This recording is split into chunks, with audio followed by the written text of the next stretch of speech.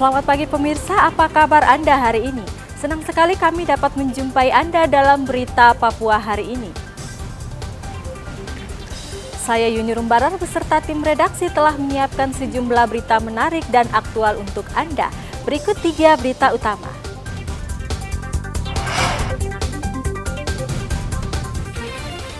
Seorang penambang emas di Pegunungan Bintang tewas dianiaya kelompok kriminal bersenjata.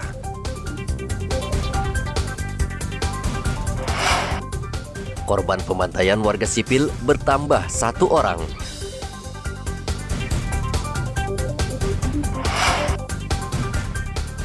Jelang HUT kemerdekaan RI, penjualan pernak-pernik di Merauke marak.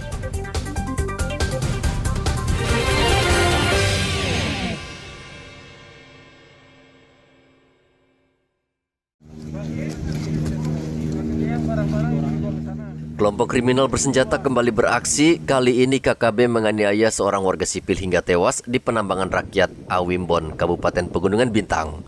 Korban bernama Adi saat itu tidak menambang dan sedang menjaga kios.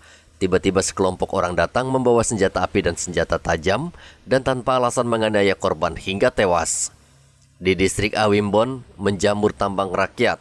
Daerah ini tergolong rawan dan sulit dijangkau karena terletak di pedalaman.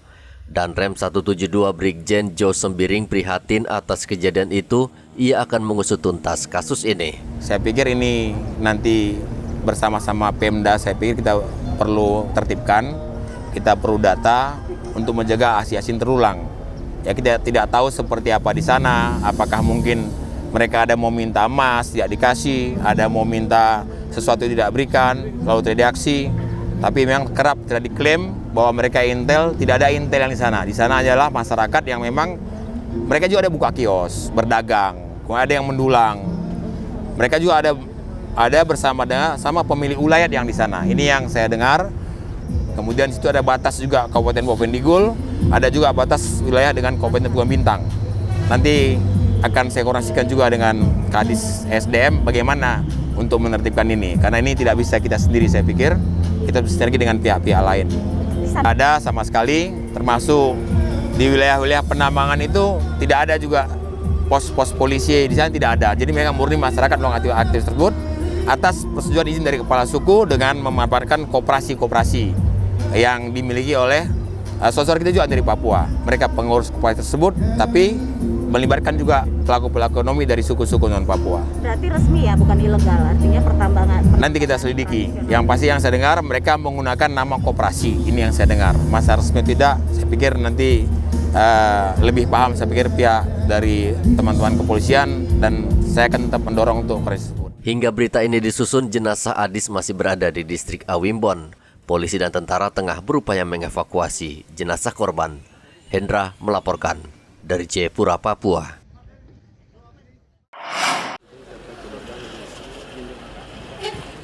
Aparat gabungan berhasil mengevakuasi jasad warga sipil bernama Roy Manampiring yang merupakan korban penembakan kelompok kriminal bersenjata di Tanjakan Adu Mama 2, Kabupaten Duga, Kamis kemarin. Roy adalah salah satu korban pembantaian sadis yang menewaskan 11 orang pada Sabtu lalu. Kepala Bidang Hubungan Masyarakat Polda Papua Kombes Ahmad Mustafa Kamal mengatakan korban saat itu berjalan kaki dari Batas Batu menuju Kenyam, namun dalam perjalanan mereka dihadang KKB. Roy bernasib naas, ia ditembak hingga tewas, sementara warga lainnya berhasil melarikan diri. Roy Manampiring diketahui sehari-hari bekerja sebagai operator potong kayu. Sekira pukul 06.00 kami evakuasi korban kekerasan yang dilakukan oleh kelompok kriminal bersenjata yang dilakukan hari Sabtu kemarin. Ternyata hari Senin kita dapat informasi dari beberapa pihak tentang adanya jenazah atau korban kekerasan yang dilakukan oleh kelompok kriminal bersenjata. Memang TKP ditemukan tadi pagi itu di Tanjakan 2, Jalan Kenyam menuju ke Pekanbaru. Ya, jadi di antara Kenyam dengan Batas Batu ini kurang lebih kalau dari kota 8 kilo, kemudian dari TKP terakhir kemarin itu jaraknya sekitar 2,5 kilo. Jadi memang kemarin sore kita berupaya untuk mengevakuasi korban. Namun satu harian kemarin hujan cukup deras dan ternyata kita sekitar jam 4 kita coba untuk ambil korban. Namun terjadi kontak tembak dengan kelompok dengan senjata.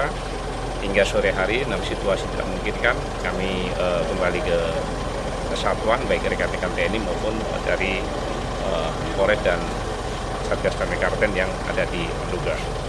Rencana korban pagi ini akan kita terbangkan dari gate-nya menuju Mimika untuk perawatan jenayah lebih lanjut. Saat ini jenayah masih di Puskesmas Enyam.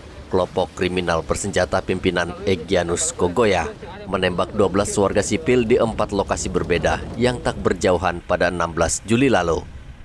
Dalam insiden tersebut 13 orang menjadi korban, 11 orang diantaranya meninggal dunia.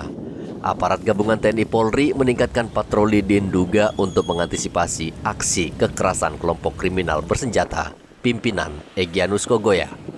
Hendra dan Igo melaporkan dari Nduga, Papua.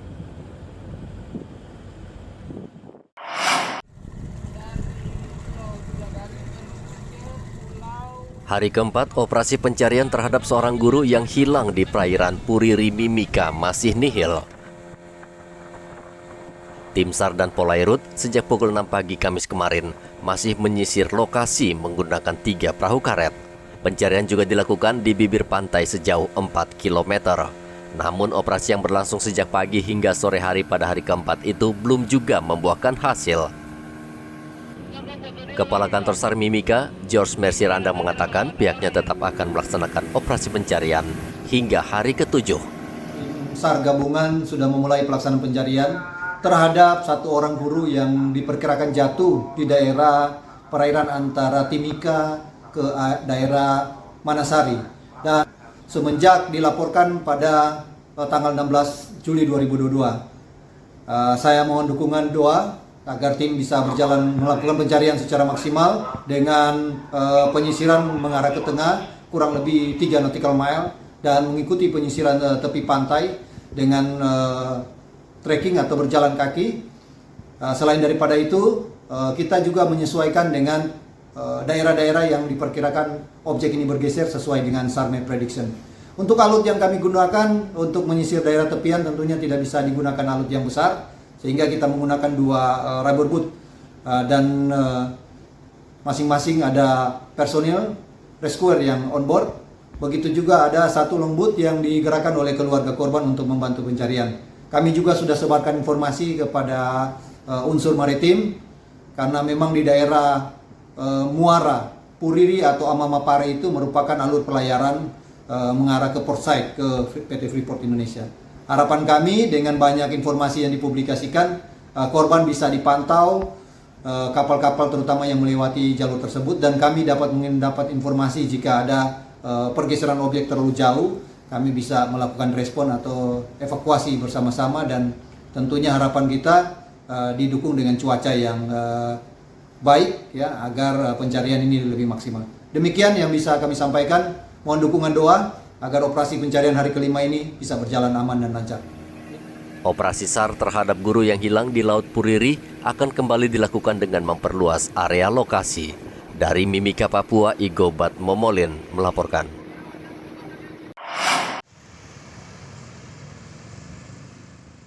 Menjelang perayaan Hari Kemerdekaan RI ke-77, Kota Merauke mulai marak dengan pedagang yang menjual pernak-pernik di beberapa sudut kota. Seperti di Jalan Para Komando, puluhan penjual sibuk menata dagangan mereka. Namun dalam situasi saat ini, pedagang masih ragu bisa meraih untung. Aceng misalnya, ia mengatakan belum bisa menebak keuntungan yang bakal diraih, mengingat penjualan pernak-pernik pada tahun lalu jeblok, sehingga Aceng merugi. Ini dijual paling murah berapa Pak Aceng? Ya paling murah itu yang 30.000, ada yang 35.000 lah. Yang paling mahal berapa Pak Aceng? Yang paling mahal itu 350. 350.000. Ya. Nah Pak Aceng ini memang sengaja datang dari Jawa ya bawa ini ya? Iya sengaja. Berapa orang rombongannya Pak Aceng? Ini satu grup cuma 4 orang. Berapa? 4 orang. 6 orang ya. Pak Aceng, ini kan 17 Agustus masih bulan depan ya. Ya. Nah, sekarang kalau orang belanja gimana? Sudah ramai apa gimana? Ya kalau sekarang masih udah ada satu persatu lah. Ada ya. Pak Ceng tiap tahun kan ke sini. Ya. Nah, dibanding dengan tahun lalu itu gimana untuk prospek penjualannya? Ramai yang mana? Ya ramai yang tahun lalu. Kan. Oh gitu. Tapi sempat habis. Ke sini kan dibilang corona. Oh, corona. Pak. Tapi kalau dibanding tahun ini belum. Pak Ceng biasanya ramainya tuh tanggal-tanggal berapa? Ya udah masuk Agustus itu dari tanggal 3 sampai tanggal 16. Udah ramai tuh ya. Ya. Aceng adalah salah satu dari sekian pendatang yang mencoba mengadu nasib tim Merauke menjadi pedagang pernak-pernik. Ia berharap tahun ini peringatan 17 Agustus berlangsung semarak sehingga ia dan pedagang lain bisa turut menikmati berkah kemerdekaan. Muhammad Ridwan melaporkan dari Merauke, Papua.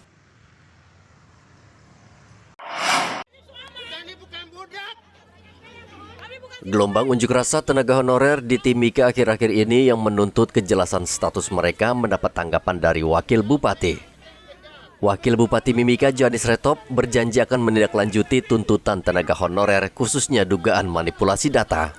Johannes mengatakan ada beberapa tahapan seleksi administrasi yang memang harus dilalui tenaga honorer. Selain itu, pengangkatan juga harus dilihat dari masa kerja.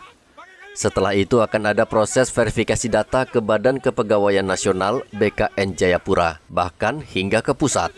Jadi menurut Johannes, proses seleksi berjalan ketat, namun jika benar ada manipulasi, ia berjanji akan mengusutnya secara tuntas. Seharusnya persyaratannya adalah yang pertama, itu K2 tahun 2013, itu utama. Di Mimika itu 97 orang, itu wajib. Oke. Yang kedua, mereka yang bekerja di atas 5 tahun. Tetapi dalam seleksi administrasi seharusnya diurutkan yang paling lama berapa, kemudian turun lagi. Jadi urutannya sampai ke 5 tahun. Dengan pertimbangan masa kerja mereka, pengabdian mereka. Banyak juga yang kelakuan baik. Kalau kelakuan tidak baik ya memang tidak perlu. Tapi kalau kelakuannya baik, dia betul-betul melaksanakan pekerjaan dengan baik, masa kita lupakan. Nah, yang dituntut oleh mereka adalah kenapa sampai kok bisa mereka lolos. Ini kan ada rasa ketidakadilan. Saya sampaikan pada mereka bahwa itu minimal 5 tahun. Berkas diseleksi, diverifikasi. Sesudah diverifikasi lagi di BKN Jayapura. Sesudah itu diverifikasi lagi di Kementerian Menpan di Jakarta. Kalau lolos semuanya, berarti persyaratan yang diharuskan di atas 5 tahun itu terpenuhi.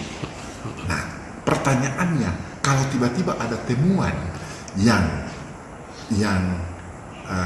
ada belum jadi honorer, bahkan sekarang sudah ada pengakuan bahwa ijazahnya itu bermasalah karena orang itu masih sekolah, tetapi kok tiba-tiba sudah bisa jadi honorer di atas 5 tahun. Ini kan berarti ada manipulasi. Ini manipulasi data namanya. Saya janji bahwa Kabupaten Mimika tidak boleh lagi ada oknum-oknum kotor. Dan data manipulasi itu kan kriminal namanya. Nah, kalau kriminal berarti kita akan tuntut bawa saja ke ranah hukum supaya mereka tidak boleh lagi melakukan hal-hal ini. Dan saya lihat di Pemda Kabupaten Mimika itu hal-hal ini sering berulang terus terjadi. Bukan saja pada honorer, tapi kasus-kasus lain. Pemda Mimika sejauh ini telah menerima sejumlah data terkait dugaan manipulasi data formasi pengangkatan 600 tenaga honorer. Dari Mimika, Papua, Igobat Momolin melaporkan.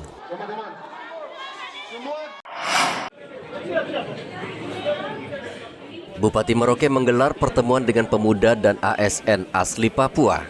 Pertemuan ini untuk memotivasi semangat dan kualitas SDM warga asli Papua agar Provinsi baru Papua Selatan bisa bersaing dengan provinsi lain. Bupati Merauke Romanus Baraka berharap pemuda dan ASN asli Papua mempersiapkan diri secara matang untuk bersaing dengan daerah lain. Saya beri ini aja semangat kepada adik-adik pegawai dan pemuda Marin agar mereka bersatu, karena sekarang kita sudah jadi ibu kota, kita sudah jadi ibu kota provinsi, kita sudah jadi sebuah provinsi, dan mereka harus siap untuk bersaing. Mereka yang pegawai sekarang harus semangat kerja, kinerjanya harus terus ditingkatkan, karena undang-undang menjamin bahwa orang asli Papua menjadi yang utama. Kalau undang-undang sudah menjamin itu, berarti kita sendiri juga harus menunjukkan kinerja kita yang baik. Nah, ini warning ini yang saya berikan kepada mereka, khusus kepada yang personalia pegawai, agar juga memperhatikan syarat kepegawaiannya. Dan ketika misalnya ada yang mau jadi pejabat di provinsi, ya jangan cuma teriak gitu. Jangan cuma minta, tapi apakah golonganmu sudah, golongan pangkatmu sudah sesuai atau belum. Nah, hal-hal ini yang saya sampaikan kepada mereka. Karena selain provinsi, ada ruang provinsi, ada ruang kabupaten, besok kalau ada ruang kota lagi. Nah, jadi harus siap di setiap tingkatan pemerintah ini harus siap. Jadi pendidikan juga harus terus ditingkatkan. Lalu juga tadi mereka yang mau sekolah, saya tekankan sekolah sungguh-sungguh, karena kalau pemerintah pasti akan memberikan biaya. Jangan pergi sekolah menjadi nenek juga, jadi tete juga. Makanya saya kasih ingat dengan bahasa sederhana seperti ini, agar mereka di sana pergi ambil S2 misalnya, S3, dan dalam waktu yang tepat selesai, pulang dan mengabdi kembali di tanah ini di Provinsi Papua Selatan. Romanus juga menyampaikan kepada ASN asli Papua yang ingin beralih tugas ke Provinsi Papua Selatan, maka harus memenuhi syarat kepegawaian. Merauke menjadi ibu kota Provinsi Papua Selatan dan akan resmi beraktivitas setelah Presiden menunjuk caretaker gubernur. Muhammad Ridwan melaporkan dari Merauke, Papua.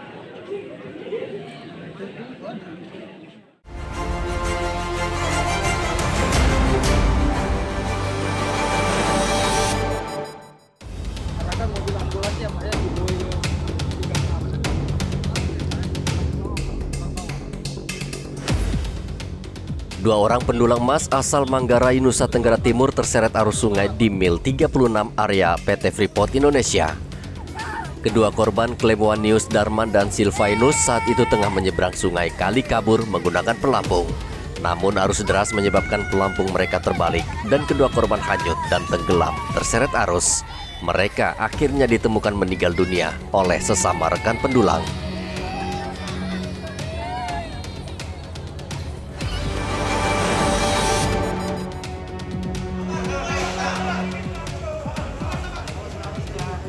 Kelompok kriminal bersenjata pimpinan Egyanus Kogoya menyerang sekelompok warga sipil di Kampung Nagolait, Kabupaten Duga.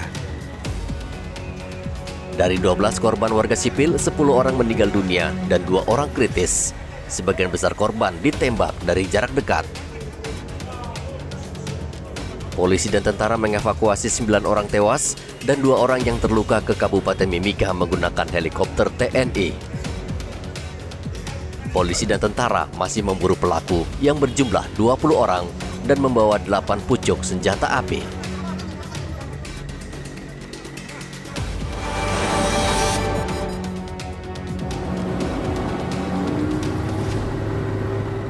Seorang penumpang perahu hilang saat terjatuh dari longboat yang ditumpanginya. Yosua, seorang guru di Kampung Omoga, terjatuh dari atas perahu cepat yang dihantam gelombang tinggi saat ia bersama 19 penumpang lain menyeberang dari Pomako ke Omoga. Kapal sempat menepi dan mencari korban, namun nihil karena kondisi cuaca yang buruk.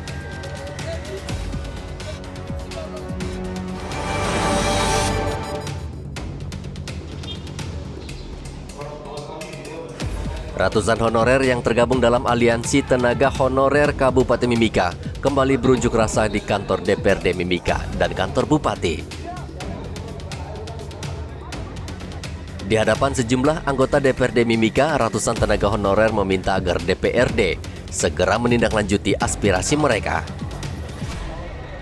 Mereka meminta DPRD mengusulkan kuota khusus bagi ribuan honorer yang saat ini belum diangkat menjadi pegawai tetap.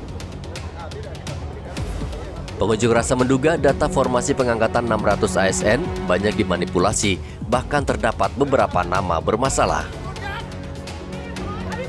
DPRD Mimika berjanji akan melakukan rapat untuk membahas masalah ini, bahkan kalau perlu membatalkan formasi pengangkatan 600 ASN bila memang terjadi banyak manipulasi data.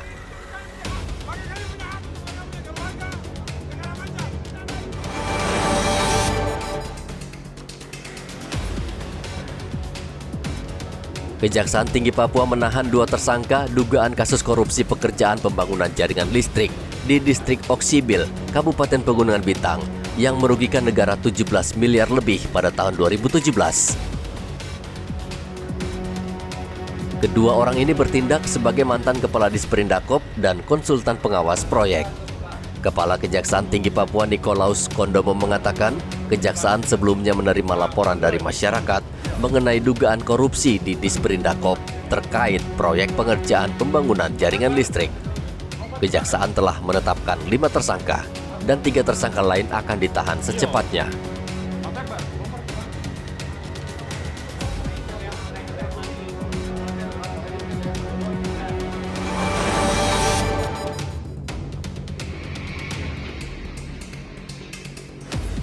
Satuan Res Narkoba Merauke bekerja sama dengan BNN dan Bea Cukai berhasil mengungkap kasus peredaran narkotika jenis ganja dan sabu-sabu.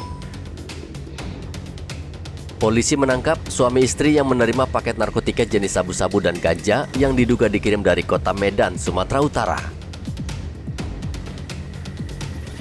Pasangan suami istri ini langsung dibawa ke kantor polisi. Mereka dijerat Undang-Undang Narkotika dengan ancaman hukuman penjara 12 tahun.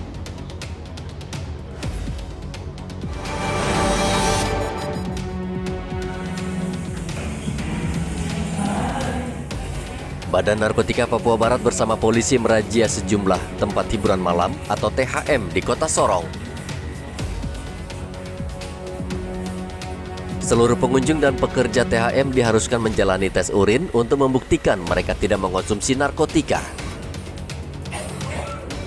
Hasil tes urin terhadap sejumlah pengunjung dan pekerja, terdapat seorang pengunjung yang diduga menggunakan narkoba karena hasil tes urinnya positif. BNN akan rutin menggelar operasi seperti ini agar Papua Barat bersih dari peredaran narkotika, khususnya Kota Sorong yang merupakan pintu masuk ke Papua.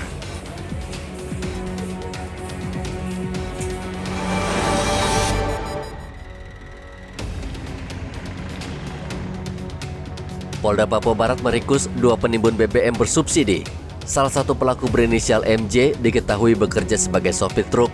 Ia ditangkap 13 Juli lalu di Jalan Esau Sesa. MJ ditangkap ketika membawa BBM jenis solar sebanyak 6 drum yang diduga akan dijual ke perusahaan industri. Kapolda Papua Barat Irjen Daniel Silitonga mengatakan polisi akan menindak tegas para pelaku yang menimbun BBM karena perbuatan mereka meresahkan masyarakat. 2 tersangka dijerat dengan Undang-Undang Minyak dan Gas Bumi dengan ancaman hukuman penjara 6 tahun.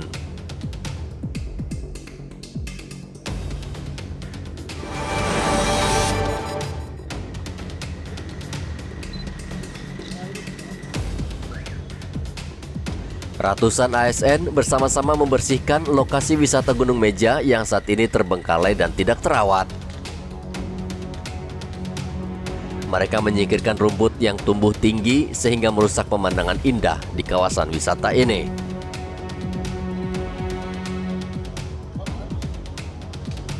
Kawasan wisata alam Gunung Meja tidak hanya sebagai tempat pariwisata, namun juga tempat penelitian serta penyangga bagi keanekaragaman tumbuhan dan hewan.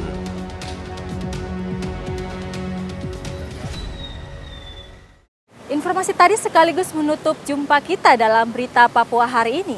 Saya Yuni Rumbarar dan tim redaksi yang bertugas mengucapkan terima kasih atas kebersamaan Anda. Selamat pagi dan sampai jumpa. Wanyambe.